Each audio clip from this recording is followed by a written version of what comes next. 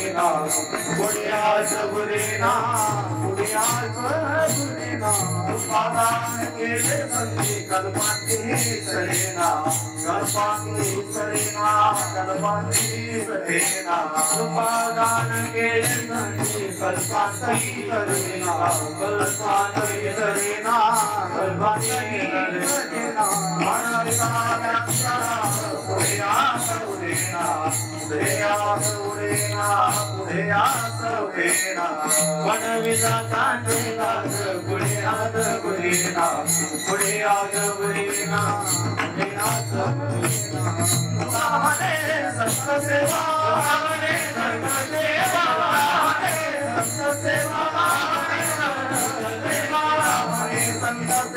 येची देवा उत्तम येची देवा उत्तम येची देवा उत्तम तुकामने कर देवा येची देवा उत्तम येची देवा उत्तम येची देवा मनविता सदा मनविता मनविता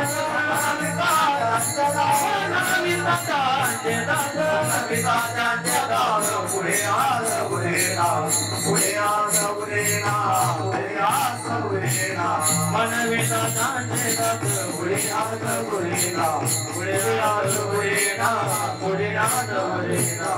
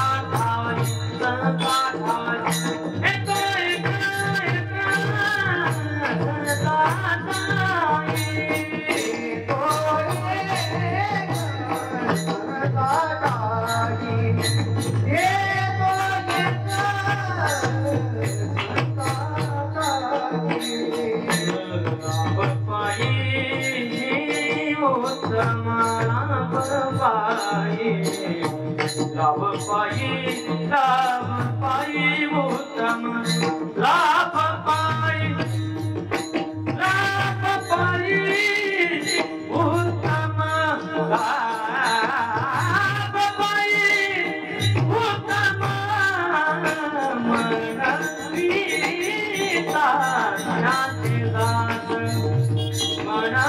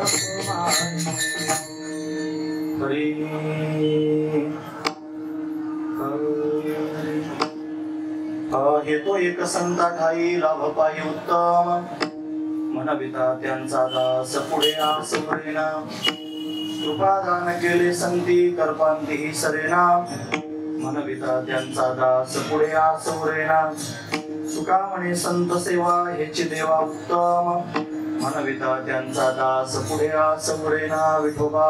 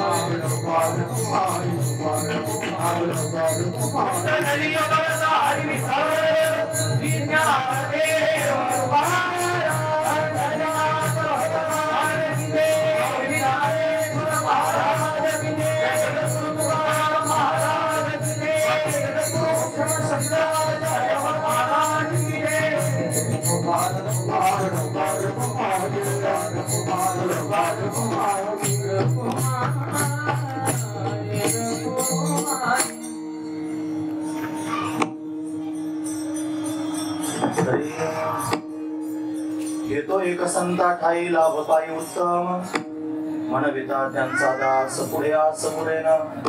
प्रस्तुत प्रसंगी कीर्तन रूपी सगळे कीर्तन निवडलेला अभंग जगद्गुरु जगतवंदनीय सर्वांच्या अंतकरणाचा अधिष्ठान असणारे माऊली तुकाराम यांचा 4 चरणांचा आणि संतांचं महात्म्य वर्णन करून सांगणारा अशा पद्धतीचा अभंग आहे. या अभंगामध्ये माऊली तुकोबाराय आपल्याला काय प्रतिपादन करून सांगतात तत्पूर्वी आपण एकदा संतांना म्हणतो. श्री संताचे माता चरणावर, श्री संताचे माता चरणावर, श्री संताचे माता चरणावर, श्री संताचे माता चरणावर, करी दंडवत साष्टांग करी दंडवत साष्टांग करी दंडवत.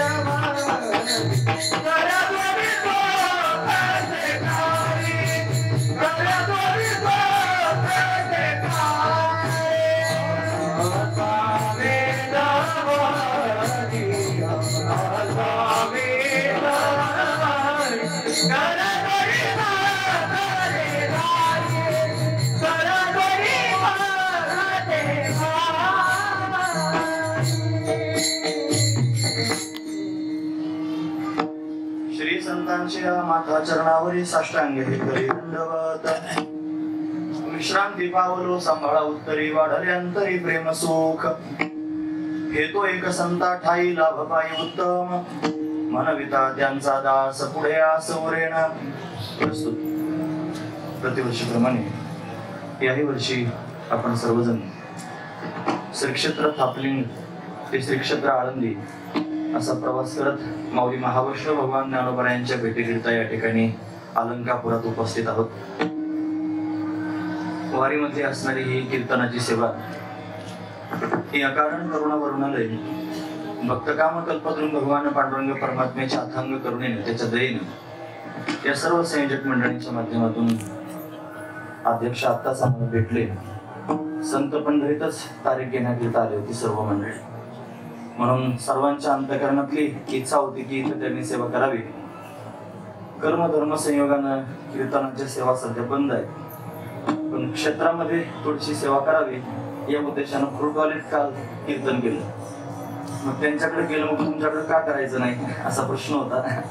म्हणून आजी तुझे पणा नको. आम्हाला जेवढं कळालं की कीर्तन तुम्ही पत्रिकेत छापलेलंच आहे, निरोप आम्हाला लांडगे माऊलींकडून कळाला, तेव्हा आम्ही पंढरी महाराजांना संपर्क केला आणि त्यातून पुन्हा ही सेवा अशा पद्धतीने जुळून आली. मग सर्व संयोजक मंडळींच्या माध्यमातून आमच्या वाटेल ही सेवा आलेली आहे. सेवेकरिता निवडलेला अभंग जगद्गुरु तुकोबारायांचा आहे. तुकोबारा अभंगाच्या माध्यमातून संतांच्या माध्यमातून प्राप्त होणारा उत्तम लाभ वर्णन करून सांगताय. काय सांगताय महाराज? घेतो एक संता ठाई लाभ पायी उत्तम. संतांच्याच ठिकाणी त्यांच्या पायाजवळ गेल्यानंतर उत्तम लाभ प्राप्त होतो. त्यांच्याच जवळ प्राप्त होतो, इतर ठिकाणी प्राप्त होत नाही. लाभ पायी उत्तम. महाराज उत्तम लाभ प्राप्त करून घेण्याकरिता आम्ही काय साधन केलं पाहिजे? म्हणजे काय नाही, त्यांच्या समोर जायचं आणि स्वतःला त्यांचं दास म्हणून घ्यायचं. म्हणविता त्यांचा दास पुढे आस उरेना. कोणत्याही प्रकारची आस अपेक्षा अंतःकरणात शिल्लक राहत नाही, आशा शिल्लक राहत नाही. निराश करून टाकतात, म्हणजे आशा रहित करून टाकतात. हा त्यांचा स्वभाव आहे. काय करतात आशा रहित करण्याकरिता? म्हणजे कृपेचं दान देतात. असं दान देतात की कल्प संपून जाईल पण त्यांची कृपा संपत नाही. कृपा दान केले संती कल्पांतीही सरेना. कल्प सरेल पण त्यांचं दान सरत नाही, हा महत्वाचा विचार आहे. असे श्रेष्ठ संत मायबाप आहेत. म्हणून त्या संतांनी असं दान दिल्यानंतर तुम्हाला काय वाटतं महाराज? काय आपण त्यांना द्यावं? आपल्याकडे त्यांना देण्यासारखं काहीच नाही. काय द्यावे त्याचे भावे उतराई ठेविता हा पायी जीव थोडा. तोही आपण त्यांनी तो बाधित आहे, आपण त्यांना काहीच देऊ शकत नाही. मग काय केलं पाहिजे?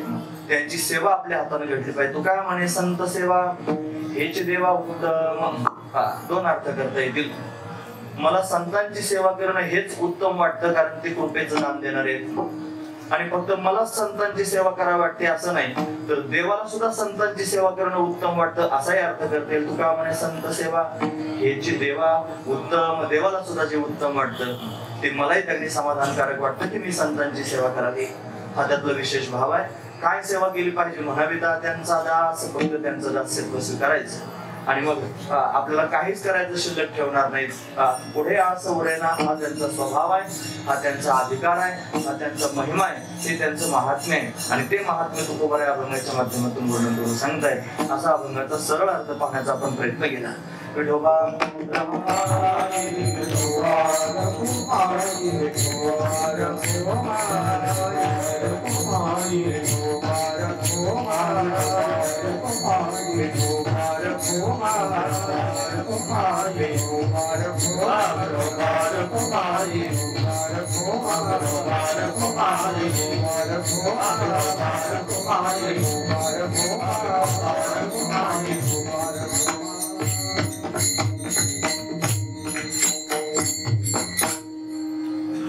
भगवान थापलिंगाच्या कृपेने आपण सर्वजण ही सेवा या ठिकाणी करतो आहोत. मोठी आनंदाची गोष्ट आहे. अनेक महात्म्यांची कीर्तनं आपण श्रवण केली. आज या सेवेमध्ये दुर्गासारखा योग आहे. तो म्हणजे आपल्या कीर्तनात प्रत्यक्ष ब्रह्मानंद प्रगट झालेला आहे. स्वामीजी या कीर्तनात येऊन बसले. खरं तर माझी योग्यता पात्रता माझा अधिकार नाही त्यांच्या समोर बोलण्याचा, कारण आज निवळ महाराष्ट्रातच नाही तर महाराष्ट्राबाहेर सुद्धा त्यांच्याकडे श्रवण करणारी मंडळी आहे की जे अद्वैत वेदांताचं प्रतिपादन करत आहेत. आद्य जगद्गुरु श्रीमद शंकराचार्यांची जी दिव्य परंपरा आहे, जो अद्वैताचा सिद्धांत आहे, तो सिद्धांत मोठी मोठी माणसं त्यांच्याकडून श्रवण करतात. हा त्यांचा अधिकार आहे. माझ्यासारख्यानं त्यांचं काय वर्णन करून सांगावं, पण तरी सुद्धा आज स्वामीजी स्वतः समोर येऊन त्यांनी, आम्ही फक्त दर्शनाकरिताच गेलो होतो, पण ते म्हणजे कीर्तन ऐकायचंय मला म्हणून समोर येऊन बसले. असो, आता भगवान जसं बोलून घेतील असं मी बोलण्याचा नक्की प्रयत्न करेन. कारण त्यांच्या समोर बोलणं म्हणजे सूर्याच्या समोर दिवा दाखवल्यासारखं होईल.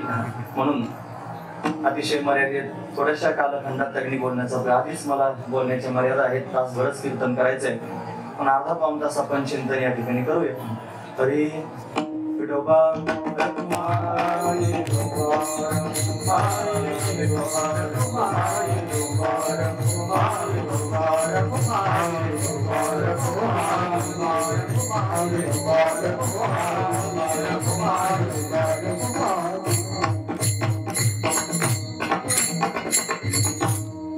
अभंग चिंतनाकरिता घेण्याचं कारण पण स्वामीजीच आहे. कारण आज त्यांच्या दर्शनाचा लाभ प्राप्त झालेला आहे आणि त्यांच्या दर्शनानं काय प्राप्त होणार आहे हे आज अभंगातून थोडंसं आपल्याला पाहायचं आहे.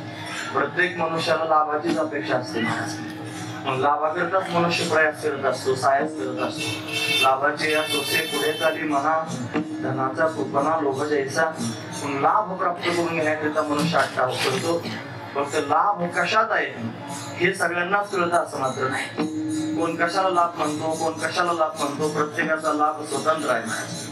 समाजामध्ये जर पाहिलं तर 2-4 वर्ग पाहायला मिळतात. अतिशय तळागाळातला वर्ग जर पाहायचं ठरलं तर पामर वर्ग आहे, म्हणजे ज्याला कोणत्याच प्रकारचे शास्त्र संस्कार नाहीत. आठवणी वेटवणी बांधिला मुंडाचा फिरत असे म्हैसा जगामाजी, अशी त्याची अवस्था असते. उन्मत्त झालेला मनुष्य, ज्याला वेद मान्य नाही, शास्त्र मान्य नाही, संत मान्य नाही, देव मान्य नाही, आणि तो त्यांनी उन्मत्तपणानं आचरण करतोय असा पामर वर्ग समाजात पाहायला मिळतो. शास्त्र संस्कार नसलेला त्याच्यापेक्षा श्रेष्ठ वर्ग आहे, त्याला विषयी वर्ग म्हणावा, जो त्याने शास्त्राज्ञेनुसार विषयाचं सेवन करतो. जो शास्त्र म्हणेल ते त्यांनी त्या पद्धतीने करण्याचा प्रयत्न करतो. विषयी असणारा पुरुष आहे, त्याला त्यांनी पत्नी, मुलं, घरदार, संपत्ती, वैभव, प्रतिष्ठा या सगळ्या गोष्टींची अपेक्षा वाटते आणि तो त्याच पद्धतीनं जगत असतो. त्याला त्याच्यातच लाभ वाटत असतो. त्याच्यापेक्षा एक श्रेष्ठ असणारा वर्ग आहे. तो श्रेष्ठ वर्ग जर कोणता असेल तर त्याला मुमुक्षु असं म्हणावं, त्याला जिज्ञासा असं म्हणावं, त्याला साधक असं म्हणावं. तो त्यांनी त्याच्या अंतःकरणात ब्रह्म जाणण्याची जिज्ञासा आहे, त्याला मुक्त होण्याची त्यांनी आस लागलेली आहे, तो मुमुक्षु आहे म्हणा. म्हणून त्याच्या अंतःकरणामध्ये सुद्धा मोक्ष स्वरूपाच्या प्राप्तीचा लाभ महत्वाचा वाटतो. तो पण एक वर्गच आहे. त्याच्यापेक्षाही श्रेष्ठ वर्ग समाजात पाहायला मिळतो आणि तो जर कोणता असेल तर ज्ञानी. म्हणून त्यांनी चतुर्विधा भजन्ते माम 4 प्रकारचे भगवंताच्या जवळ जाणारे वर्ग आहेत. त्याच्यापैकी त्यांनी ज्ञानी असणारा जो वर्ग आहे. मग चौथीयाची ठाई काही करण्याची नाही, त्याला काही करण्याचं कर्तव्य शिल्लक नाही असा असणारा चौथा वर्ग आहे ज्ञानी. आता ज्ञानी पुरुषाला काय लाभ काय प्राप्त करून घ्यायचं शिल्लक राहिला असेल पण त्याला पण लाभाची अपेक्षा आहे. जर त्यांनी अभंगात बोलण्याचा जरी प्रसंग आला तर निश्चित त्या मुद्द्यावर त्यांनी बोलण्याचा प्रयत्न. प्रत्येकाच्या अंतःकरणात लाभाची संज्ञा वेगळीच आहे ना. पण पामराला त्यांनी महाराज विचार साधणं, पामराला त्यांनी चोरीमारी साधणं, टाका साधणं त्याला लाभ वाटतो. विषयी पुरुषाला बायका पोरं टामटुमीत असणं, फार आनंदात सगळेजण असणं त्याला लाभ वाटतो. मुमुक्षु पुरुषाला त्यांनी महाराज एखादा महात्मा प्राप्त होणं, त्या महात्म्याच्या माध्यमातून बोध प्राप्त होणं त्याला लाभ वाटतो. कारण अतिशय दुर्लभ गोष्टींमध्ये महापुरुषाची संगती सुद्धा दुर्लभ सांगितली. विवेक चूडामणीमध्ये आद्य जगद्गुरु श्रीमद शंकराचार्य वर्णन करून सांगतात, हरी दुर्लभम त्रयमेवैतत् देवानुग्रह हेतुकम मनुष्यत्वम मोक्षत्वम महापुरुष संश्रय. 3 गोष्टी अतिशय दुर्लभ आहेत. भगवंताच्या अनुग्रहानं प्राप्त झालेल्या 3 गोष्टी सांगितल्या. मनुष्यत्व हे त्यांनी भगवंताचा अनुग्रह प्राप्त झाल्यानंच प्राप्त होत असतं. यानंतर मनुष्यत्व प्राप्त झाल्यानंतर मुमुक्षुत्व प्राप्त होण्याकरिता सुद्धा भगवंताची कृपा असावी लागते. आणि मुमुक्षुत्व अंतःकरणात निर्माण झाल्यानंतर सुद्धा मोक्ष प्राप्त करून देणारा महात्मा सुद्धा अतिशय दुर्लभ आहे. तो ईश्वराच्या कृपेला प्राप्त होत असतो. म्हणून त्यांनी दुर्लभ गोष्टींमध्ये महापुरुषाची संगती सुद्धा दुर्लभ आहे. पण सहजासहजी संत त्यांनी भेटत नसतात. साधू संतांची प्रमाण सुद्धा आपल्याला पाहता येतील. बहुआवघड आहे संत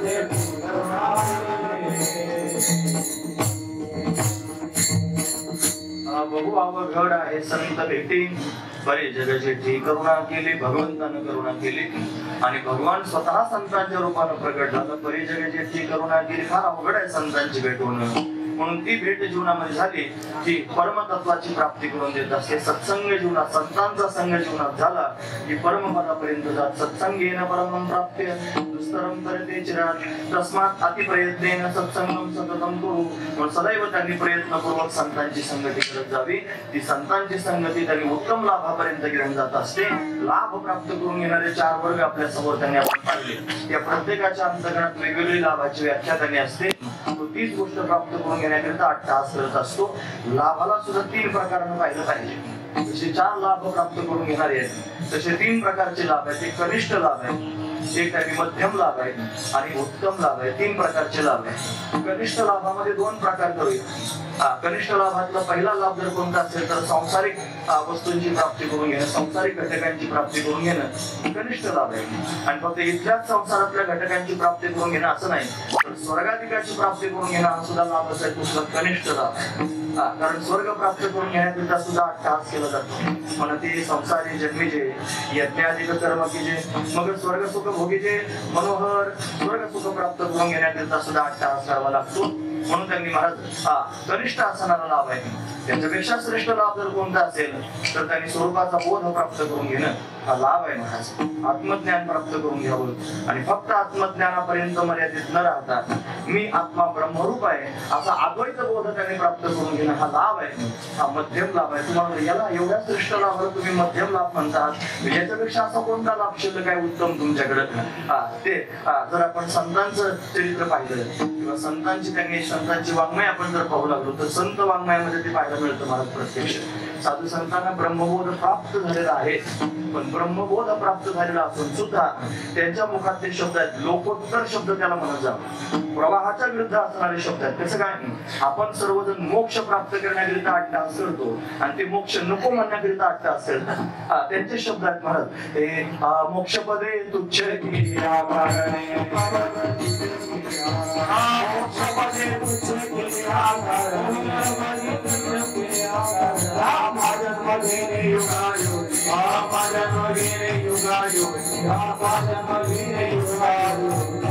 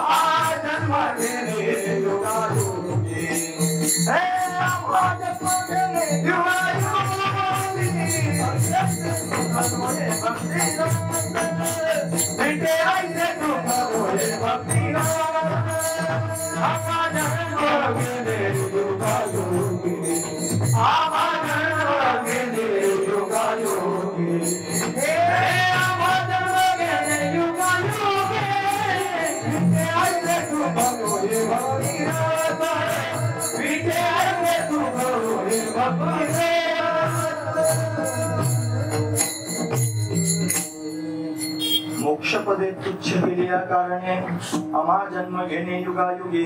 मोक्षासारखं पद तुच्छ करून टाकलं. मोक्ष पदे शब्द वापरला. अनेक पद आहेत महाराज.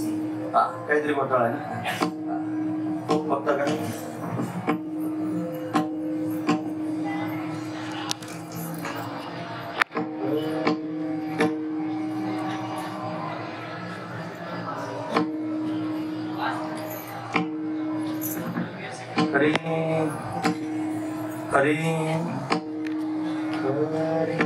मोक्षपदे तुच्छ केल्या कारणे आम्हा जन्म घेणे युगायुगी तुकोबाराय म्हणतात.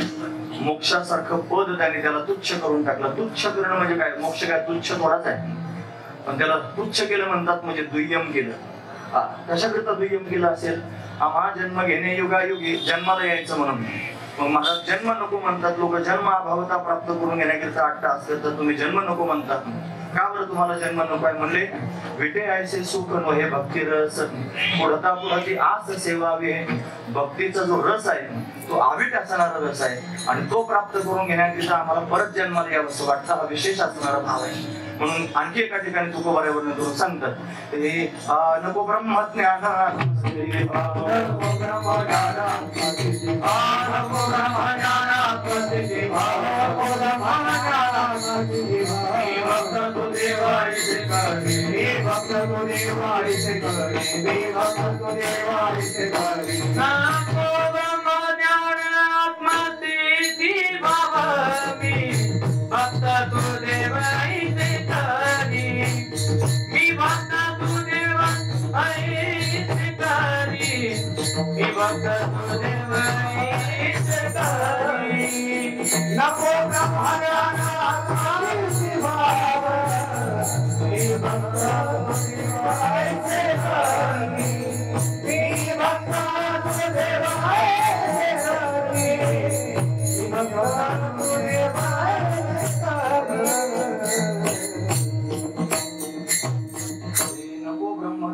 आत्मस्थिती भाव मी भक्त तू देव ऐसे करे.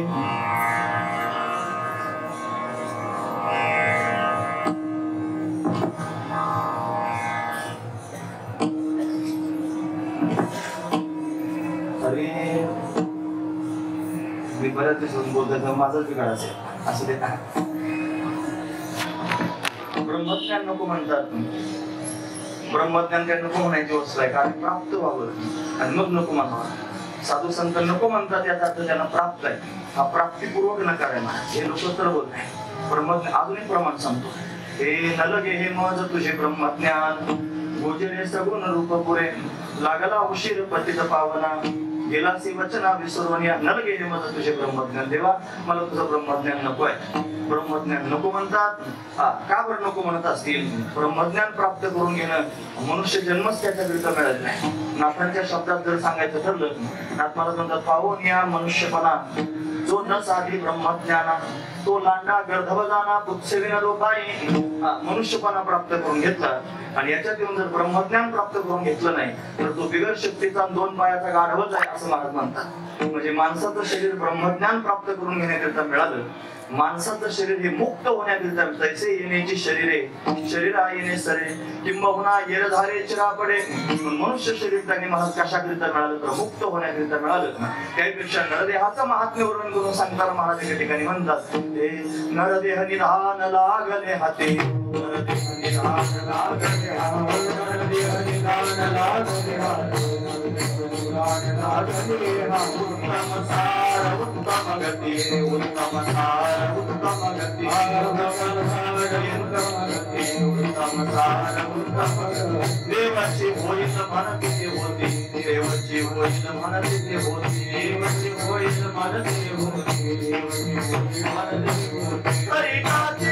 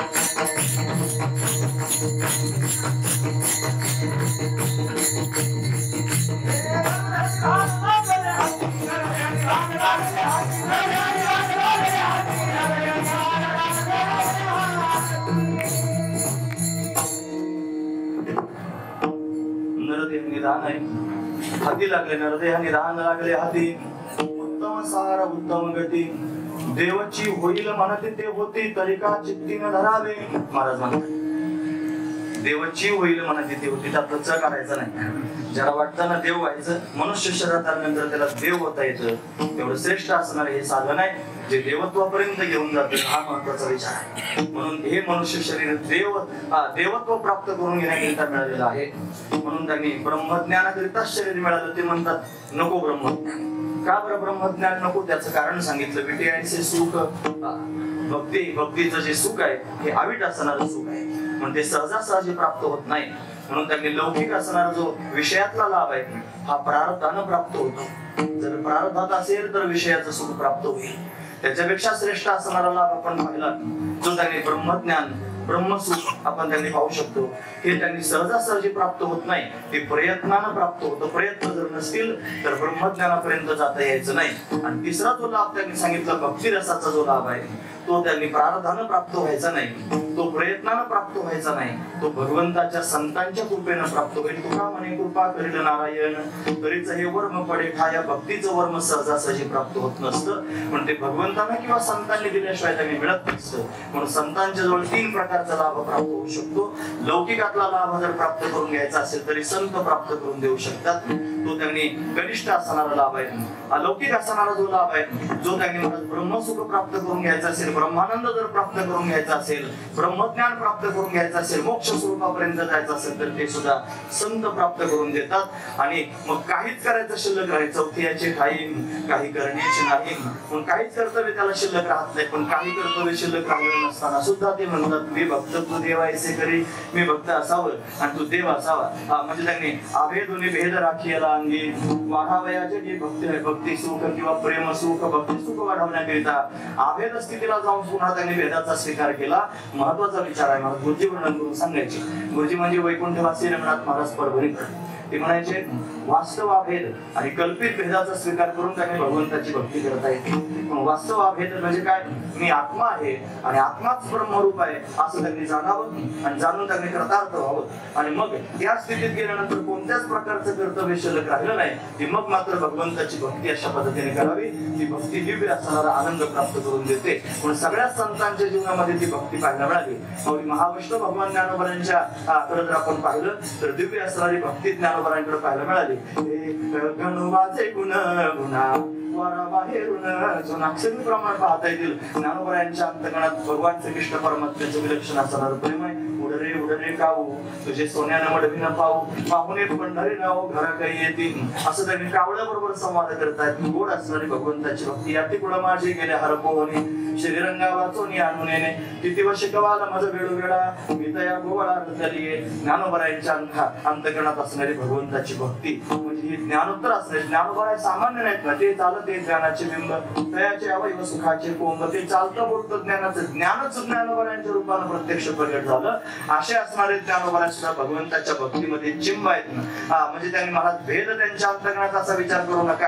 अभेद स्थिती सांगणारे ज्ञानोबराय आहेत, पण तरी सुद्धा त्यांनी महाराज भगवंताच्या भक्तीचं प्रतिपादन करतात. आपला जो वारकरी संप्रदाय आहे या वारकरी संप्रदायाला अद्वैताची बैठक आहे आणि अद्वैताची बैठक घेऊन त्यांनी भक्तीचं वर्म जगाच्या समोर सांगणारा हा संप्रदाय. पण सर्वात श्रेष्ठ असं जगामध्ये त्यांनी सुख प्राप्त करून देणारा, आनंद प्राप्त करून देणारा जर काय असेल तर भगवंताची भक्ती आहे. आणि ती भक्ती प्राप्त होणं हा सुद्धा एक लाभ आहे. हा महत्वाचा विचार आहे. पण संत त्यांनी लाभ प्राप्त करून देत असतात. सामान्य असणारा लाभ ज्ञानोबरांसारख्या महापुरुषांकडे पाहिलं तर अतिशय कनिष्ठ असणारा लाभ सुद्धा त्यांच्याकडून लोकांच्या समोर त्यांनी आलेला पाहायला मिळाला. कसं काय? नेवासा क्षेत्रात ज्या वेळेला पदार्पण केलं त्यावेळेला सती जाणारी एक स्त्री समोरून आली. तिने ज्ञानोबरांना नमस्कार केला. तो नमस्कार केल्यानंतर त्याने तिला आशीर्वाद दिला, अखंड सौभाग्यवती भव. ती म्हणली माझ्या पतीचं प्रेत मागून येतं, मी सती जाण्याकरिता निघाले आणि तुम्ही मला आशीर्वाद दिला अखंड सौभाग्यवती भव. ती म्हणली माझा शब्द खोटा व्हायचा नाही. ते प्रेत त्याने आलं, थांबवलं, खाली टेकवलं, विचारलं यांचं नाव काय? म्हणे सच्चिदानंद. त्यांच्या मस्तकावर हात फिरवला, म्हणजे सच्चिदानंद बाबा उठा, सच्चिदानंद कुठं मरतो का? मेलेली माणसं जिवंत करणं हा लाभ आहे महाराज. कनिष्ठ असणार लौकिकातला लाभ आहे. मेलेली माणसं जिवंत केली. म्हणतात चांगले महाराज समाधिस्थ होते आणि त्यांची समाधी उत्थान झाल्यानंतर त्यांच्या अमृत दृष्टीने त्यांनी पाहिले की प्रेत सुद्धा जिवंत होत होती, प्रेत समोर आणून टाकली होती आणि 4 भावंड त्यांनी रस्त्याला जात होती. कोणता क्षेत्रातली गोष्ट आहे. आणि जात असताना मुक्ताईने त्यांनी पाहिले सगळे प्रेत आहेत. निवृत्ती दादा विचारत दादा हे प्रेत का आणून ठेवलेत? मग हे महायोगी आहेत, चांगले महाराज, हे समाधीस्थ झालेले आहेत. यांची समाधी उत्थान झाली आणि त्यांनी डोळे उघडून पाहिलं की मेलेली माणसं जिवंत होतात. मुक्ताई हसली. तिने विचार केला, म्हणली काय विशेष आहे त्याच्यामध्ये? असं म्हणलं की तू काय करू शकतेस असं विचारलं दादांनी. हे कुत्र्याचा हार होतं महाराज पडलेलं, ते तिने हातात घेतलं आणि त्या सगळ्या प्रेतांवरून असं फिरवलं आणि फिरून फेकून दिलं. ते फेकून दिल्यानंतर 200 वर्षापूर्वीचं कुत्र असेल कदाचित, ते कुत्र सुद्धा जिवंत होऊन पडालं, तिचा स्पर्श झालेला आणि ते हाड फिरून फेकल्याबरोबर मेलेली सगळी माणसं त्यांनी उठून बसली. म्हणून त्यांनी प्रेत सुद्धा निळामणी जी प्रेते जीव गेली, प्रेत सुद्धा जिवंत गेली. हा लाभच आहे ना महाराज, मेलेली माणसं जिवंत करणं लाभ आहे. आणखी सांगू का? अनेक प्रकारचे लाभ मला सांगता येतील. एक स्त्रीचा पुरुष केला, स्त्रीचा तो केला पुरुष होगा, सगळ्यांना कथात ज्ञात आहे. राजकन्या होती आणि तिचा त्यांनी विवाह एका कन्ये बरोबर करायचं ठरलं होतं. ती ज्ञानोबरायांना शरण गेली, ज्ञानोबरायांच्या चरणावर मस्तक ठेवल्याबरोबर ज्ञानोबराय उठ राजपुत्र म्हटले. ती रडू लागली, म्हणे महाराज मी राजकन्या राजपुत्र नाही. ज्ञानोबरांनी माझ्या मुखातून शब्द बाहेर पडला, तू निश्चित राजपुत्र आहेस असं म्हणलं की त्याचा ती निमिष मात्र देह पालटला आणि स्त्रीचा तो केला पुरुष होगा. म्हणून स्त्रीचा पुरुष अशा पद्धतीने झाला. लाभच आहे, पण लौकिकातला असणारा लाभ आहे. अशा अनेक प्रकारचे लौकिक प्रसंग मला तुमच्या समोर सांगता येतील. लौकिक प्राप्त करून देऊ शकतात संत. याच्यापेक्षा श्रेष्ठ असणारा मुद्दा जर कोणता असेल तर ब्रह्मज्ञान प्राप्त करून देतात संत. ब्रह्मज्ञान म्हणजे नेमकं काय? ज्ञान प्राप्त करून घेणं. ज्ञान प्राप्त, गुरुजी म्हणायचे ज्ञान म्हणजे काय रे? कांद्याचं का वांग्याचा असा प्रश्न असायचा. ते गुरुजींनीच म्हणा महाराज, काय आपण आपल्यासारख्याने म्हणणं योग्य नाही. गुरुजी म्हणजे वैकुंठवासी रंगनाथ महाराज परभणीकर. तुम्हाला त्यांचं कसं काय सांगतोस? आम्हाला ज्यांच्याकडे श्रवण करण्याचा योग आला ना ते वैकुंठवासी पंढरीनाथ महाराज देवकर फार मोठे महात्मे होते. आमच्या परिसरात त्यांनी राहिले होते. आमच्या गावापासून 4 किलोमीटर अंतरावर राहत होते आणि आम्ही त्यांच्याकडे पाठाला जात होतो. पण ते गुरुजींचे शिष्य होते. 1958 पासून तर 70 पर्यंत त्यांना गुरुजींचं श्रवण करायला मिळालं होतं. म्हणून ते गुरुजी म्हणायचे सारखे म्हणत राहायचे. म्हणून आम्हाला त्यांच्या मुखातून ऐकायला मिळालं, मग गुरुजींचे सिद्धांत ऐकायला मिळालं, गुरुजी म्हणायचे असं आम्ही पण म्हणतो. आम्ही काय गुरुजींना पाहिलं नाही, पण गुरुजींचे सिद्धांत मात्र सगळ्या लोकांच्या समोर त्यांनी अशा पद्धतीने सांगता येतात का? तर आमच्या गुरुजींकडून ते श्रवण करायला मिळाले. म्हणून गुरुजी हे सिद्धांत त्यांनी वर्णन करून सांगायचे. म्हणून कशाचं ज्ञान? कांद्याचं किंवा वांग्याचं ज्ञान. ज्ञान म्हणजे काय? मी आत्मा आहे असं त्यांनी कळावं.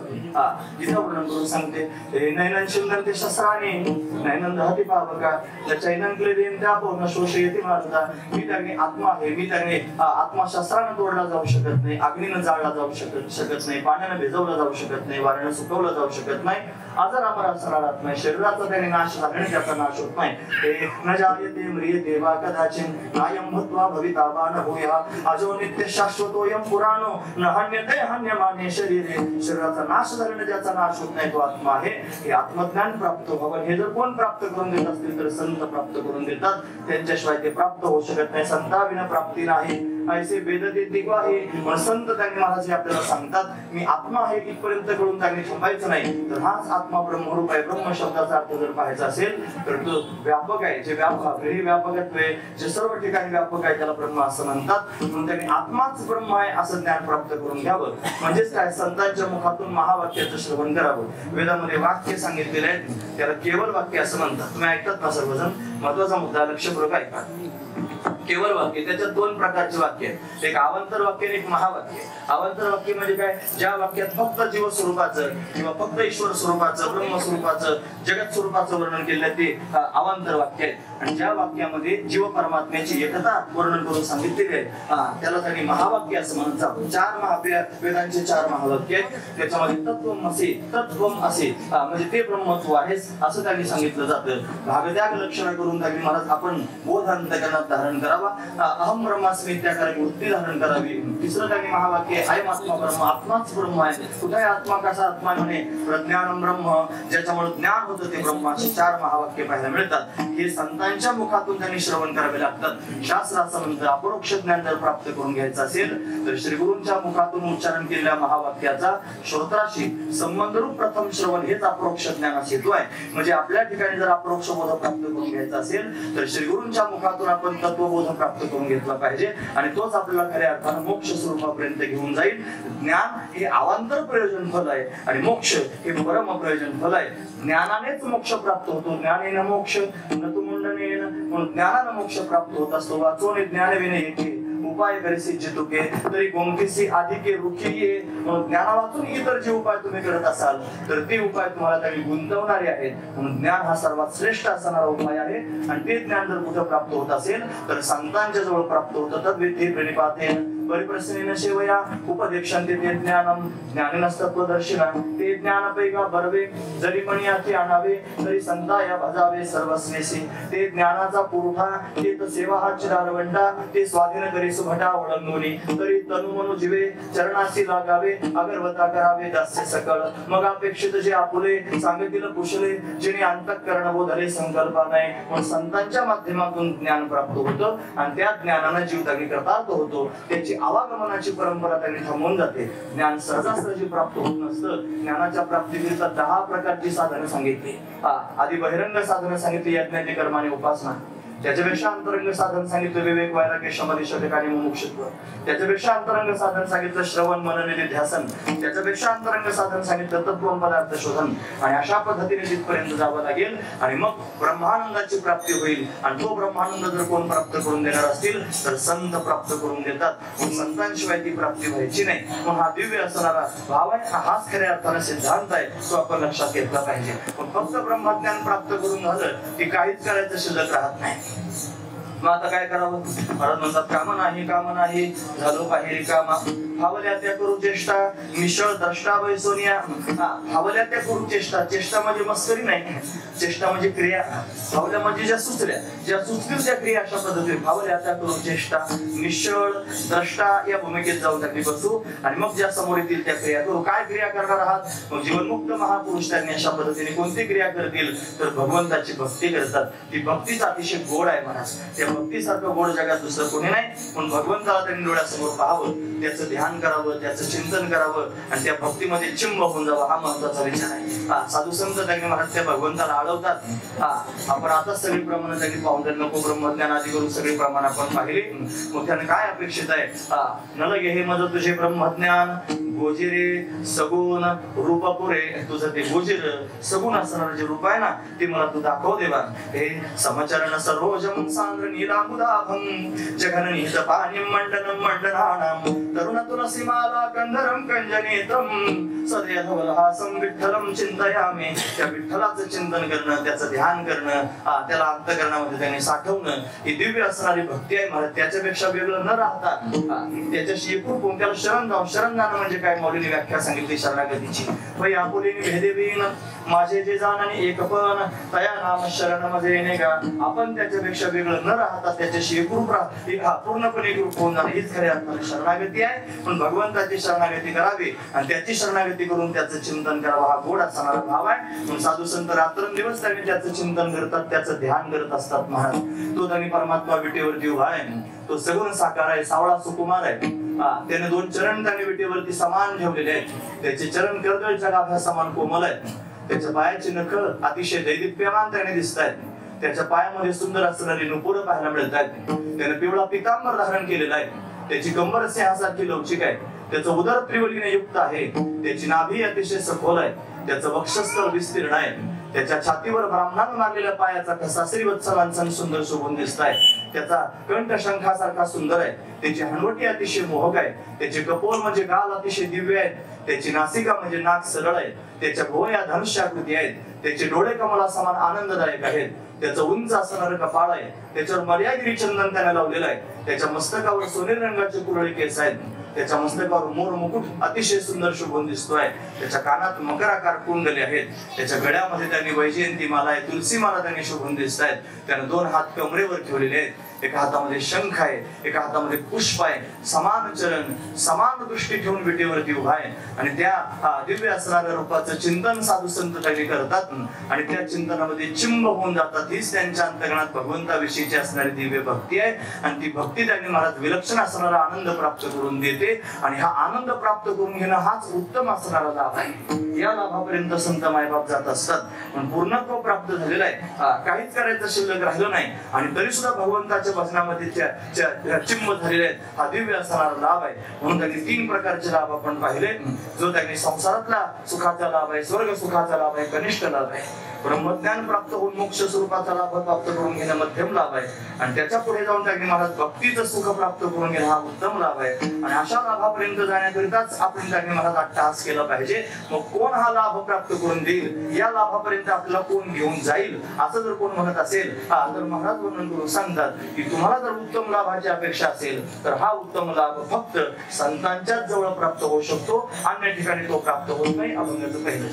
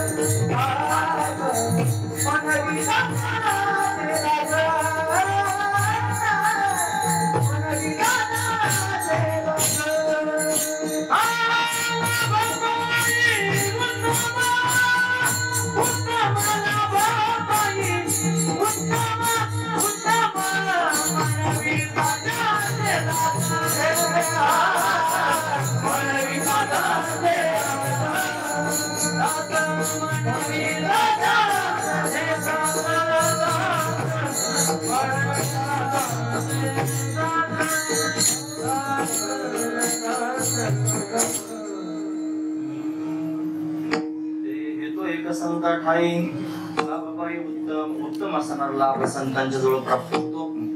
लौकिकातलाही लाभ प्राप्त करून देऊ शकतात. संतांकडे लौकिक मागत जाऊ नये, कारण हे लौकिक त्यांनी माझं प्रारब्धानं प्राप्त होणार आहे. याच्याकरिता अट्टहास करण्याची आवश्यकता नाही. म्हणून ते प्राप्त करून देऊ शकतात. त्यांच्या शब्दामध्ये तेवढी क्षमता, ताकद आहे. त्यांना वाटलं भिंत चालावी, मातीची भिंत चालली. फक्त वाटलं तरी सुद्धा मातीची भिंत अशा पद्धतीने चालली. त्यांना वाटलं रेड्यानं बोलावं, रेडा वेद बोलू लागला. हे त्यांच्या फक्त वाटण्यानं झाला, हा महत्वाचं नाही. त्यांचे थोडं सामर्थ्य आहे. करील तू काय हे महाराज परिपाहे बीज शुद्धांगी, हे ते प्राप्त करून देऊ शकतात. ब्रह्मानंद प्राप्त करून देऊ शकतात, ब्रह्मसुख प्राप्त करून देऊ शकतात. ते त्यांच्या सामर्थ्य आहे महाराज. दिसणारे जे जगत आहे आपण सर्वजण याला सत्य समजतो आणि सत्य समजूनच व्यवहार चालू आहेत महाराज. हा महत्वाचा विचार. पण संत ज्या दिवशी जीवनामध्ये येतात त्यांचे येण्यानं काय घडतं असं म्हणत असेल कोणी तर महाराज म्हणतात, हे मावळ वित विश्वाभासू नवल उदयला चंडांशू आद्वय आपजी नेविकासू बंधू. आता म्हणजे हा भौतिक सूर्य उदयाला आला की जगत प्रतीला येऊ लागतो. भौतिक सूर्य उदयाला आला की जगताचं दर्शन घडतं. पण दिव्य असणारा ताकी पारमार्थिक सूर्य जर उदयाला आला म्हणजे श्री गुरु जर आपल्या जीवनामध्ये आले तर हे जगत दिसायचं बंद होऊन जातं. मावळवित विश्वाभासू नवल उदयला चंडांशू. चंडांशू म्हणजे सूर्य, नवलाचा सूर्य उदयाला आला आणि जगत नावाची त्याने वस्तू दिसायची बंद झाली. आम्ही लटकेनं बोलू, वर्तमान खोटे, सगळं खोटच आहे महाराज. आपल्याला खरं वाटतं, हा महत्वाचा विचार आहे. म्हणून त्यांनी सत्य गेले भोळ्यावरी, अविद्येची चाले थोरी. अविद्येमुळे या सगळ्या गोष्टी त्यांनी घडत असतात. तिच्याचमुळे हे सगळं त्यांनी प्रतिदिले येतं. म्हणून त्यांनी मृगजळ दिसे साचपणा ऐसे, खोटे याचे पिसे उर फोडे. मृगजळ खरं असल्यासारखं दिसतं. त्याला मृगजळ म्हणण्याचं कारणच आहे मृग म्हणजे हरण. सूर्याच्या प्रखर किरणांचा उखर भूमीशी संबंध झाला की ज्या झळया झळया दिसतात त्याला त्यांनी मृगजळ असं म्हणतात. तुम्ही ऐकतात ना सर्वजण, कळण्यासारखंच सांगताय. झळया झळया त्याला मृगजळ असं म्हणतात. हरणाला ते खरं वाटतं. जरी हरणाला खरं वाटत असलं तरी किती माणसं अशी आहेत की जे मृगजळाच्या जीवावर त्यांनी सारी केळी करतात, शेती करतात, करू शकत नाही. का तर मनुष्याला माहिती आहे ते खोटं आहे. हरण असा असतो महाराज, त्याला जर ते मृगजळ दिसलं आणि तहान लागलेली असली तर खरोखरच वाहणारं पाणी आहे ना त्याच्यावर मुडी मारून त्यांनी त्या मृगजळापर्यंत जात आणि ते पाणी नसतं. मग खोट्याचे पिसे उरत थोडी ऊर फुटून मरतं, कारण त्याला ते खरं वाटतं. सामान्य माणसाला मृगजळ खरं वाटत नाही म्हणून हंडा घेऊन पाण्याला जात नाही, कारण त्याला ते खोटं वाटतं. तीन पाहणारे आहेत. हरण पाहतो त्याला खरं वाटतं, सामान्य माणसं पाहतात त्याला खोटं वाटतं, आणि तिसरा पाहणारा सूर्य आहे जो त्या साक्षी देव आहे ना तो पण पाहतो पण त्याला दिसतच नाही. हा महत्वाचा विचार आहे. तसंच आहे मला दिसणारं जे जगत आहे आज्ञाने जीवाला खरं वाटतं. मुमुक्षुला शास्त्र श्रवण झाल्या कारण त्याला ते खोटं वाटतं, आणि जे महापुरुष आहेत त्यांना ते दिसतच नाही. न झाला प्रपंच आहे परब्रह्म अहम सोहम ब्रह्मा कळले असं त्याने तत्वमसी विद्या ब्रह्मानंदी सांग त्याची झाला अंग तुका दिव्य अवस्था त्यांना प्राप्त झालेली आहे. म्हणजे त्यांना प्रपंच एक झाला होता हे तो समोर मिथ्या वार्ता न होईल मागुता कदा कल्पांती घडेना. त्यांच्या दृष्टीने प्रपंच नावाची वस्तू दिसतच नाही, ती झालेलीच नाही. ऐसा ज्याचा अनुभव विश्वदेव सत्यत्वे देवतया जवळ असे पापन असे दर्शने त्या अनुभवावर ते गेलेले आहेत. म्हणून त्यांनी महाराज त्यांच्यात ते सामर्थ्य आहे की जे त्यांच्या संगतीमध्ये जातात त्यांना सुद्धा ते दिव्य बोध प्राप्त करून देतात. म्हणून तोंड भरून श्री गुरूंचं वर्णन मौलिक ज्ञानोबर करतात. हे नमो विशदबोध विदग्धा विद्या रविंद प्रबोधा पराप्रमेय प्रमदा विलासिया. त्यांचं वर्णन करताना ज्ञानोबर म्हणतात नमो विशदबोध विदग्धा. बोधाला विशद करून सांगण्यामध्ये जे त्यांनी चतुर आहेत त्यांचा अधिकार आहे.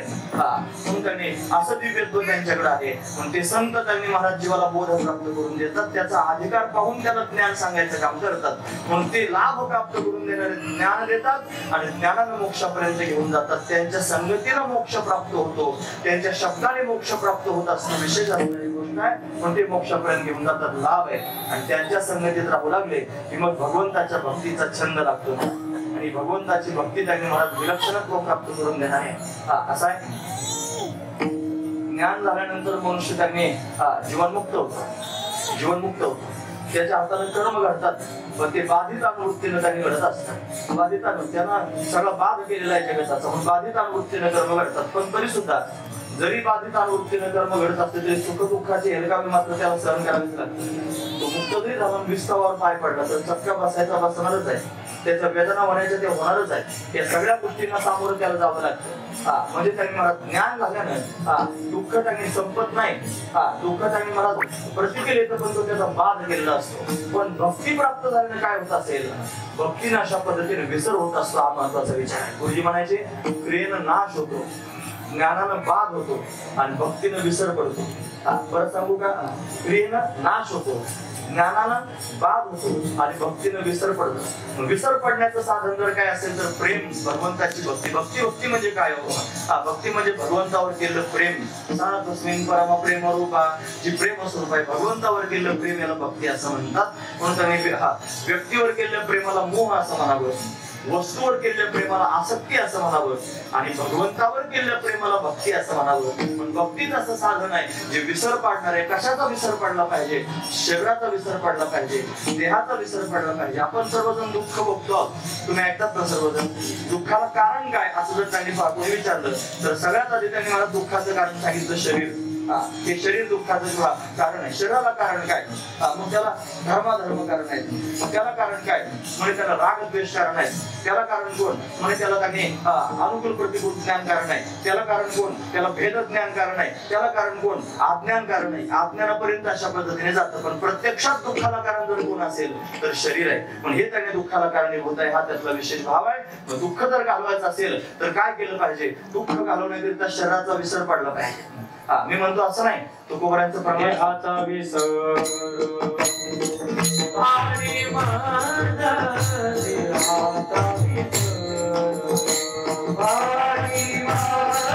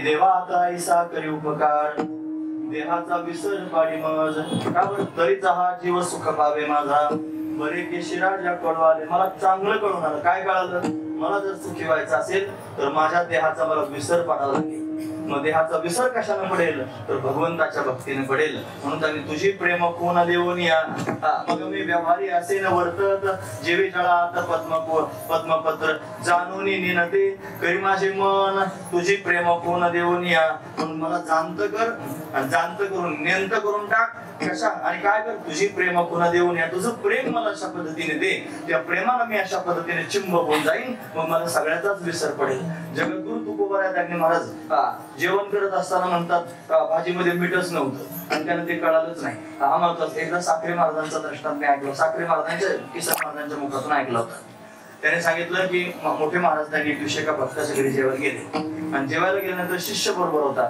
जेवायला बसले आणि जेवायला बसल्यानंतर त्यांनी त्या भाजीमध्ये मीठ कमी होतं हे हत्ती म्हटले ते भाजीत थोडं मीठ कमी आहे थोडं मीठ आणा असं म्हणणार तो शिष्य असं पाहायला लागला त्यानं पाहिलं तो विचार करायला लागला मनात मला तुकाराम महाराज होते त्यांना मीठ कळत नव्हतं भाजीतलं आपले महाराज एवढे श्रेष्ठ आहेत तुकोबरायांसारखं त्यांनी वैराग्य सांगतात आणि यांना अजून मीठ कळतं ना हा महत्वाचा विचार त्यानं काही बोलला नाही तिथून बाहेर निघाल्यानंतर ज्यावेळेला रस्त्यानं चालू लागले त्यावेळेला त्यानं गुरुजींना प्रश्न विचारला म्हणा महाराज तुम्ही आज जेवणामध्ये मीठ मागितलं कसं काय मागितलं तुकाराम महाराजांचं मीठ कळत नव्हतं तुम्हाला कसं काय त्यांना मीठ कळालं ते सांगा ते म्हणजे तुम्हाला काय समजतोस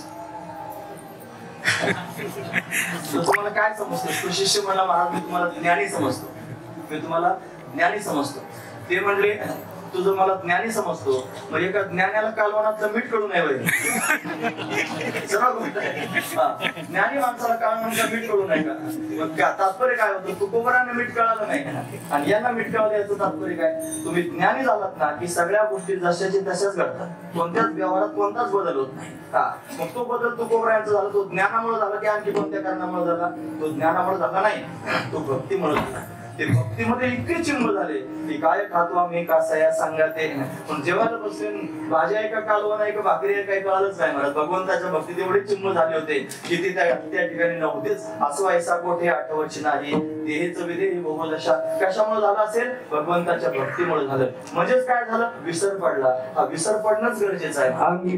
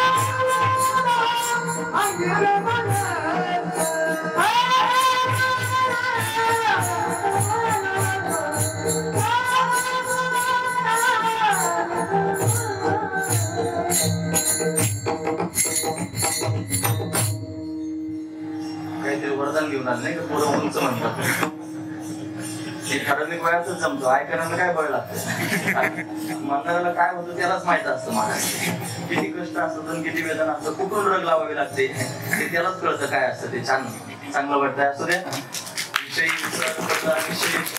अंगी ब्रह्मरस ठसावला, विषयाचा विसर पडला ब्रह्मरस अंगी अशा पद्धतीने ठसावलं. त्यापेक्षा सांगतो तुकोबाराय म्हणतात एवढी श्रेष्ठ असणारी भगवंताची कीर्तन ही भक्तीच आहे की नाही मला. ते म्हणतात घोट विनलाड ब्रह्मज्ञाने हाती मुक्तात्मस्थिती सांडवी ब्रह्मभूत काया होतसे कीर्तने भाग्य तरी ऋणी देवायचा सांडविन तपो निधाभिमान यज्ञ आणि दान लाजवीन तीर्थ भ्रामकासी आणि नाळस कटु स्वर्गवास करीन भोग भक्ती भाग्य सीमा साधीन पुरुषार्थ ब्रह्मेचा जो अर्थ निज ठेवा धन्य मनवीन इहलोकी लोका भाग्य आम्ही तुका देखीला. अशी अवस्था भगवंताच्या भक्तीने प्राप्त होत असते. म्हणून त्यांनी श्रेष्ठ असणारा भाव जर कोणता असेल तर तो भक्तीतला भाव आहे आणि त्या भक्तीनेच विसर पडत असतो. महाराज नाम घोष करू हरिकथा तिने सदा चित्ता समाधान सर्व सुख लालो सर्व अलंकार आनंदी निर्भर डुलत असो असो ऐसा कोठे आठवची नाही हेच विधी भोगदशा. हे जर कशाने घडत असेल तर हे भगवंताच्या भक्तीने घडत.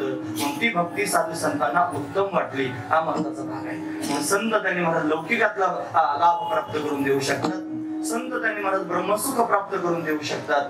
संत त्यांनी भगवंताची भक्ती प्राप्त करून देऊ शकतात. मग उत्तम लाभ जर प्राप्त होणार असेल कुठे तर तो फक्त संतांच्याच जवळ प्राप्त होऊन येतो. एक संता ठाई लाभ पायी उत्तम लाभ प्राप्त करून देतात महाराज.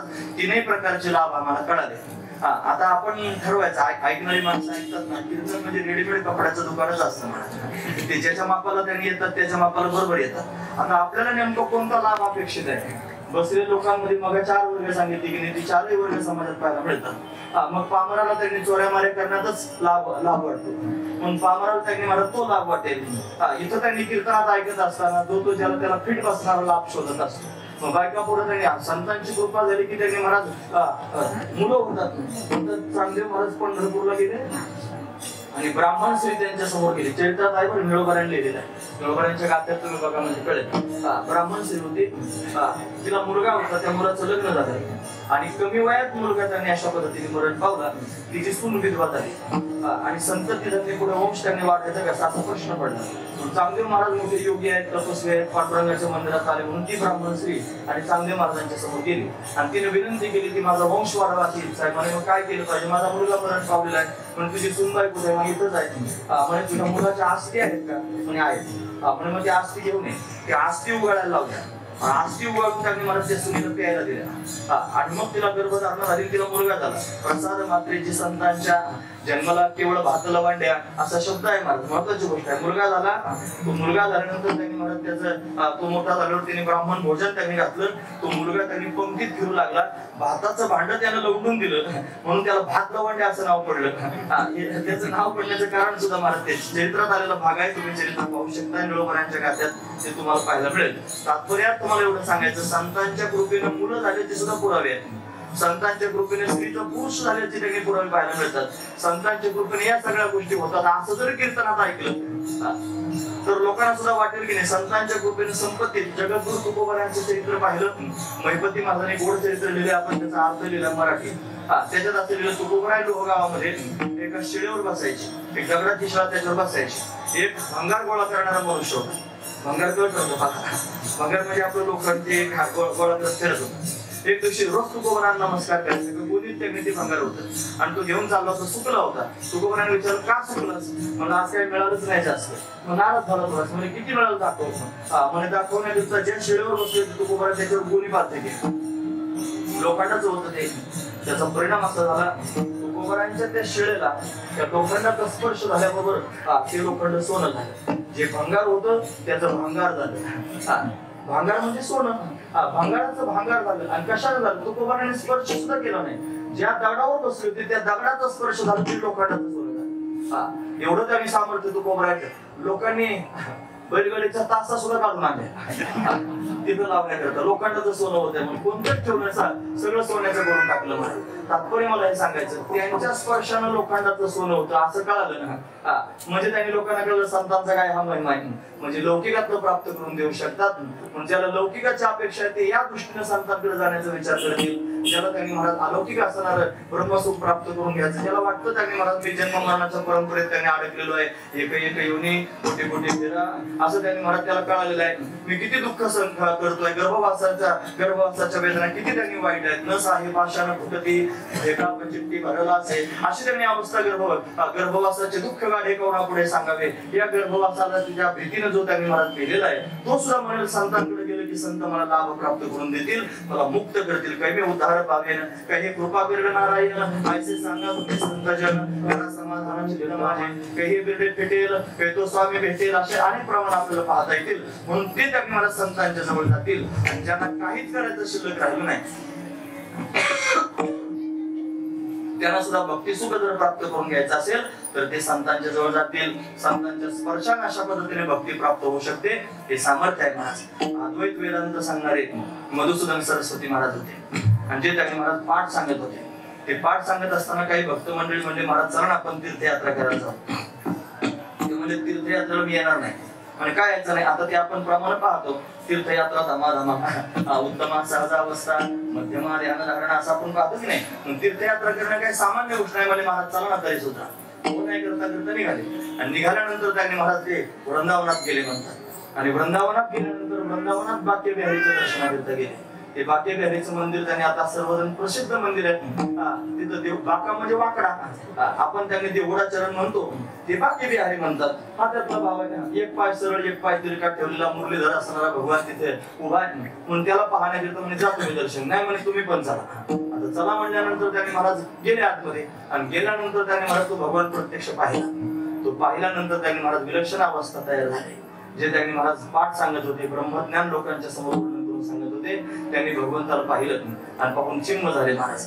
मी महाराजांविषयी फार ऐकलं होतं आणि आता त्यांच्या खोलीत ज्यावेळी गेलो ना त्यावेळी तिथे पांडुरंगाचा शृंगार केलेला आहे महाराज. मी पाहिले त्याच्या समोर शालिग्राम शिला ठेवलेली आहे आणि पांडुरंगाचा शृंगार केलेला असा बोर्ड सजवलेला आहे. म्हणजे ते जरी जगाच्या समोर ब्रह्मज्ञान सांगत असले तरी सुद्धा त्यांचं नाव ब्रह्मानंद आहे. ब्रह्मज्ञान सांगतात पण भगवंताची जी भक्ती आहे ना ती अतिशय गोड आहे. ती महापुरुषांना सुद्धा चैन पडू देत नाही, ती खेचूनच घेते. मला महत्वाचा विचार आहे. तिथं बाकी बिहारीजींच्या मंदिरात त्यांनी गेल्यानंतर त्याला डोळे भरून पाहिलं आणि पाहिल्यानंतर चिम्म झाले महाराज. परत त्यांनी स्थानावर आले म्हणजे महाराज पाठ सांगा ना. म्हणजे नाही सांगत पाठ. म्हणजे का बरं नाही सांगायचा पाठ. ते अवैशी विभूषित करांडव नीरदाभा पीतांबराधरण बिंब फलाधरोष्टात् पूर्णेन्दु सुंदर मुखादरविंद नेत्रा कृष्णात् परम किमपि तत्त्वमहं न जाने. वैशी विभूषित करांडव नीरदाभात् पीतांबराधरण बिंब फलाधरोष्टात् पूर्णेन्दु सुंदर मुखादरविंद नेत्रात् कृष्णात परम किमपि तत्व अहम न जाने. म्हणून भगवंताच्या भक्तीमध्ये चिम्म झाले. हा दिव्य असणारा भाव आहे. म्हणून भगवंताची भक्ती जर प्राप्त करून घ्यायची असेल तर ती संतांच्या जवळ प्राप्त होत असते. उत्तम लाभ प्राप्त करून देणारे संत आहेत. आपण काय केलं पाहिजे तो लाभ प्राप्त करून घेण्याकरिता म्हणजे काहीच करू नका. त्यांना तुमच्याकडून कशाचीच अपेक्षा नाही कारण ते स्वतःच त्यांनी जगाला एवढं काही देणार आहे. तुमच्याकडून काय अपेक्षा करतील महाराज. मग फक्त तुम्ही स्वतःला त्यांचं दास म्हणून घ्या. जर तुम्ही संतांचे दास झाले तर पुढे कोणत्याही प्रकारची आशा शिल्लक राहणार नाही. मला सांगा मानविता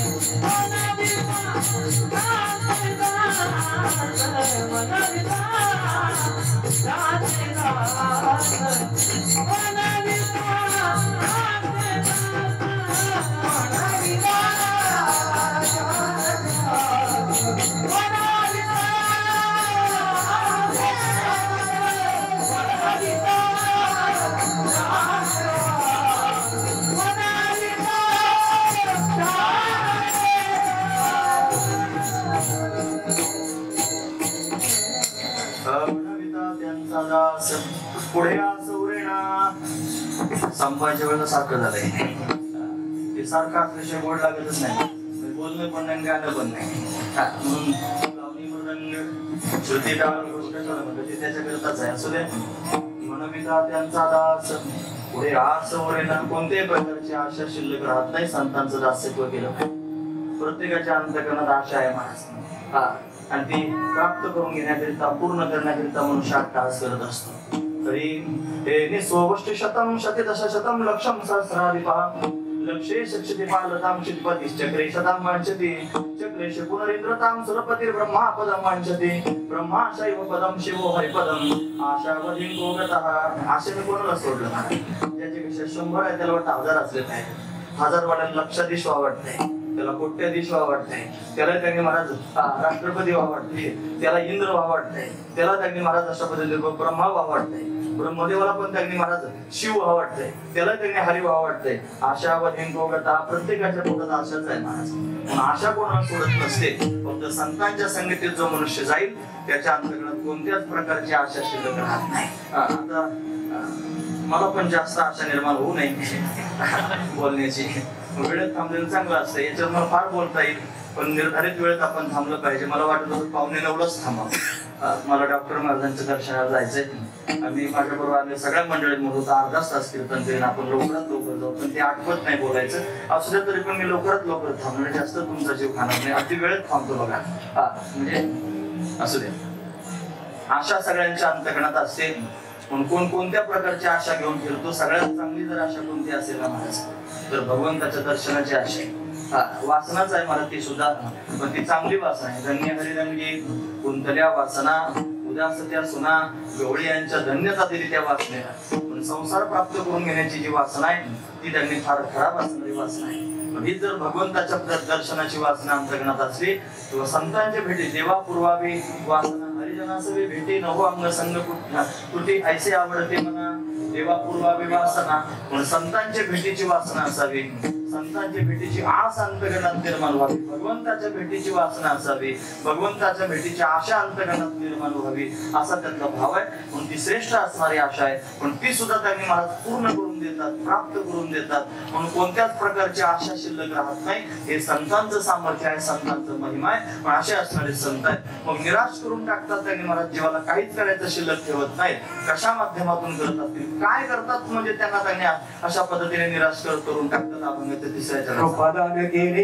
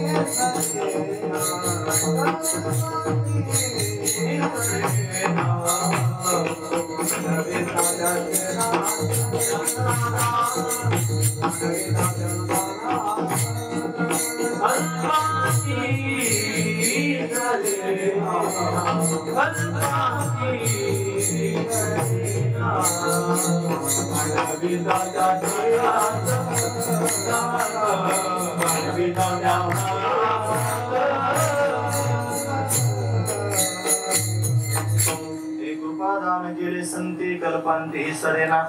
संत कृपेचं दान करत असतात आणि संतांनी केलेल्या कृपेनं ही दिव्य असणारी अवस्था प्राप्त होत असते. संत असे आहेत महाराज जे जगाला दिसत नाही ते दाखवतात. रवी दीप हिरा दाविती देखणे आदर्श दर्शने संतांची. रवी म्हणजे सूर्य, दीप म्हणजे देवा आणि हिरा दाखवतात. प्रकाशमान आहेत, प्रकाशमान होतात. काय दाखवतात? देखणे जे सगळ्यांना दिसतं ते दाखवतात. पण संत असे असतात जे दिसत नाही ते दाखवतात. हा महत्वाचं. काय दिसत नाही? ब्रह्म सर्व ठिकाणी गच्च भरलेला आहे. देव नाही अशी जागाच नाही. सर्व ठिकाणी ब्रह्म सर्वगत सदाश्रम. जेथे अनु नाही विश्रम त्याच्या ठिकाणी देश भेद नाही, काल भेद नाही, वस्तू भेद नाही. देश काल वस्तू भेद मावळला आत्मा निर्वाळला विश्वाकार. अशी त्याची दिव्य असणारी स्थिती. सर्व ठिकाणी ब्रह्म गच्च भरलेला आहे. पण तरी सुद्धा ते सर्वांना त्यांनी दिसत नाही. जे दिसत नाही ते दाखवायचं काम संत करत असतात. हा त्यांचा अधिकार आहे. म्हणजे हा पदार्थ आपण पाहतो की नाही, बाहेरचे पदार्थ पाहतो, हे पदार्थ पाहण्याची एक प्रक्रिया आहे. म्हणजे प्रमात्याची वृत्ती प्रमाणद्वारा प्रमेयात, आता शेवटी नाही सांगत जावं असं आहे की नाही, जड जातं थोडस असं द्या तरी मला आठवलं म्हणून सांगतो. प्रमात्याची वृत्ती प्रमाणद्वारा प्रमेयापर्यंत जाते, गेल्यानंतर काय करते, त्या वस्तूपर्यंत त्यांनी जाते. तिला जाण्याकरिता प्राणांची सहाय्यता लागते, तिला जाण्याकरिता प्रकाशाची सहाय्यता लागते, चिदाभासाच्या सहाय्यतेने त्यांनी तिला प्रवास करावा लागतो. मग काय करते ती वृत्ती, त्या पदार्थावरचं अज्ञानाचं आवरण घालवते आणि वृत्तीस्थ असणारा जो चिदाभास आहे तो चिदाभास त्या पदार्थाचं ज्ञान प्राप्त करून देतो. त्याला काय म्हणायचं, बाह्य पदार्थ ज्ञानाची येते. संत त्यांनी मला बोध प्राप्त करून देतात. कसा बोध प्राप्त करून देत असतील ते त्यांनी आपल्या आत्मधलं दाखवतात. जे त्यांनी कोणाला दिसत नाही ते संत दाखवतात. म्हणून स्वरूपाचा बोध प्राप्त करून घेण्याकरिता अशीच प्रक्रिया घडते. त्या वृत्ती बाहेर जायचं तर आत जाते, अंतर्मुख होते आणि अंतर्मुख होऊन त्यांनी स्वरूपाच्या ठिकाणी असणाऱ्या अज्ञानाचं आवरण घालवते. आणि अज्ञानाचं आवरण घालवलं की वेगळं चिदाभासानं ज्ञान करून द्यायची गरज पडत नाही. ते स्वयंपूर्ण असणारं त्यांनी तत्व प्रत्यक्ष अशा पद्धतीने प्रतिक्रिया येतं. अभेद तत्व त्यांनी मला कळतं.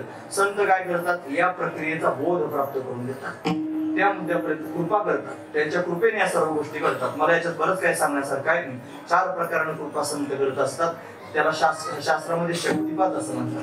शक्तिपात करतात. पहिला एक शब्द शक्तिपात, दुसरा स्पर्श शक्तिपात, तिसरा दृक शक्तिपात आणि चौथा त्यांनी मला स्वप्न शक्तिपात. 4 प्रकारानं संत शक्तिपात कृपा त्यांनी करू शकतात.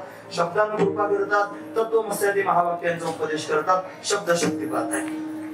स्पर्श शक्तिपात करतात, त्याच्या मस्तकावर हात ठेवतात, म्हणजे त्यांनी महाराज त्याच्यावर कृपा. हा का पद्म करू माथा पारुके, काना वचनाची भेटी, सरिसाची पै किरीटी, वस्तूचे होणे ओठे कवून एक जो, म्हणजे शब्दानं शक्तिपात त्यांनी करत असतात. जे त्यांनी दृष्टीनं सुद्धा शक्तिपात करतात. म्हणजे त्यांच्या दृष्टीचा हे असो, तिठिवा जयावरी धडके, तिठिवा म्हणजे दृष्टिका, पद्म करू माथा पारुके, तो जीवाची परितुके महेशेशी ही त्याला अवस्था त्यांनी प्राप्त होत असते. त्यापेक्षा त्यांनी मला त्यांचा अधिकार वर्णन करू. कृपा कटाक्ष निहाळले आपल्या पदी वैसविले, बापरखमादेवर विठ्ठले भक्तादे धरे वरदान, म्हणून त्यांनी महाराज अशा पद्धतीने भक्ताला वरदानच भगवंताने दिलेलं आहे. जे कृपा दृष्टीने ज्याच्याकडे पाहतात त्याचं कल्याण करू शकतात आणि ते स्वप्नात जाऊन कृपा करतात. जगद्गुरु तुकोबरायांच्या श्री गुरूंनी तुकोबरायांवर स्वप्नात अनुग्रह केला. पडीला विसर स्वप्ना, म्हणजे तुकोबरायांनी बहिणाबाईंना अनुग्रह केला, तो स्वप्नात जाऊन केला. तुकोबरायांनी श्री संत महिपती महाराजांवर कृपा केली, ती स्वप्नात जाऊन अशा पद्धतीने केली. म्हणजे स्वप्नात सुद्धा कृपा करणारे संत असतात. 4 प्रकारानं कृपा करतात, शब्दानं, स्पर्शानं, दृष्टीनं आणि स्वप्नात जाऊन त्यांनी कृपा करतात. हा त्यांचा उदात्त असणारा अधिकार आहे. मग कृपेचं दान देतात आणि त्या कृपेने जर काय होत असेल तर जीव कृतार्थ होतो, कृतकृत्य अवस्था प्राप्त होते. गुरुजी म्हणायचे, गुरुजी म्हणजे वैकुंठवासी रंगनाथ महाराज बरोबर ते म्हणायचे, कृतकृत्य म्हणजे काय, जे प्राप्त करून घेतलं असता पुन्हा काहीच प्राप्त करून घेण्याचं शिल्लक राहत नाही, त्याला कृतकृत्य अवस्था म्हणावं. मग ब्रह्मसौख्य प्राप्त झालं की मग काहीच प्राप्त करून घेण्याचं शिल्लक राहत नाही आणि ते संत प्राप्त करून देतात. मग कल्प संपून जातील पण संतांनी दिलेलं दान संपत नाही, म्हणून कृपादान केले संती कल्पांती ही सरेना, असं संतांचं श्रेष्ठ असणार हे दान आहे, ते संतच त्यांनी देऊ शकतात. मग असे दान देणारे जे संत आहेत, असा उद्धार करणारे जे संत आहेत, अशी कृपा करणारे जे संत आहेत, त्यांच्याविषयी तुम्हाला काय वाटतं महाराज, आपण त्यांच्याविषयी काय केलं पाहिजे? अभंगाचं शेवटचं तुका म्हणे संत सेवा,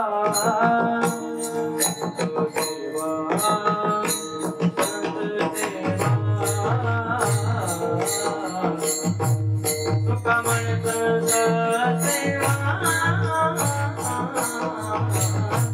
तुका म्हणे संत सेवा,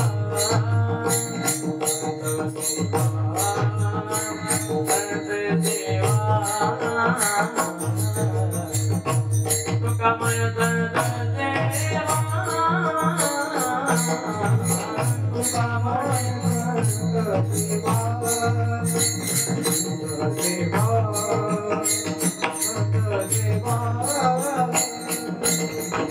तुका म्हणे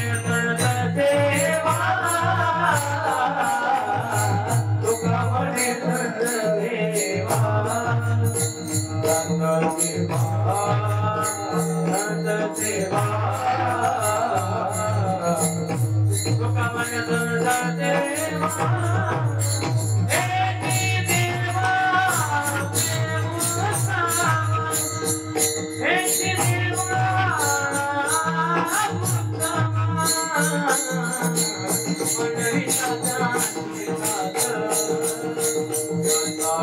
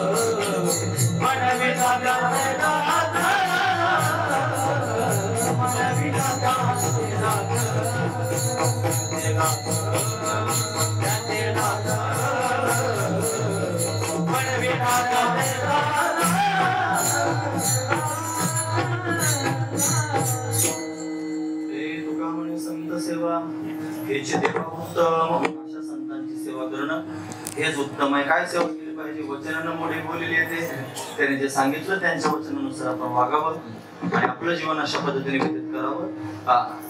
त्यांच्या कृपेने त्यांनी आपल्या जीवनामध्ये ब्रह्मसुख प्राप्त होईल, त्यांच्या कृपेने आपल्या जीवनामध्ये भक्तिसुख प्राप्त होईल आणि आपलं जीवन कृतार्थ होईल.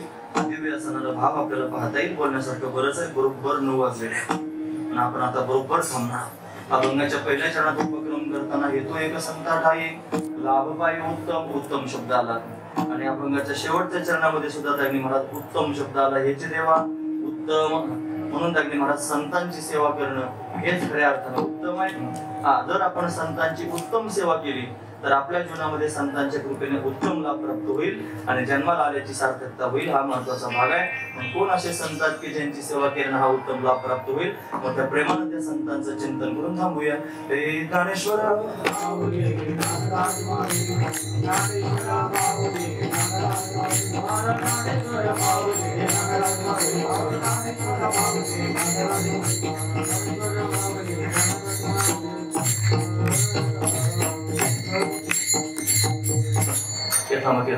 भगवंताची सेवा करण्याचा प्रयत्न केला. झाली सेवा भगवंताच्या चरणी माऊली महावैष्णव भगवान ज्ञानोबा यांच्या चरणी समर्पित करून या ठिकाणी थांबूया.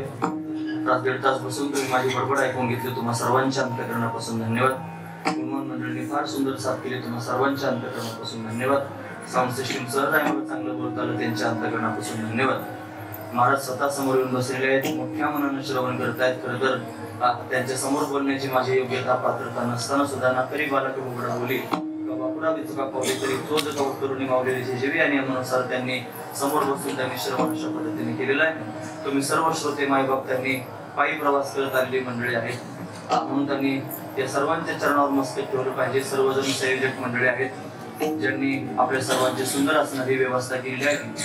ही मंडळी आधीच मला येऊन भेटली होती. अध्यक्षही मला आता त्यांनी भेटले. बाकीचं सगळं मंडळ त्यांनी मला अशा पद्धतीनं संपर्कात आहेत म्हणून त्यांच्या सर्वांच्या त्यांनी कष्टाला फळ आलं आणि हा आनंद आपण सर्वजण त्यांनी बघतो. असाच आनंद उत्तरोत्तर सर्वांना त्यांनी प्राप्त होत राहावा अशी सदिच्छा अंतःकरणापासून व्यक्त करतो. चाल झालीच आहे सगळे धरून याच ठिकाणी थांबून मोठ्या प्रेमानं भगवंताचं चिंतन करतो. ते कसं विठ्ठल जय जय जय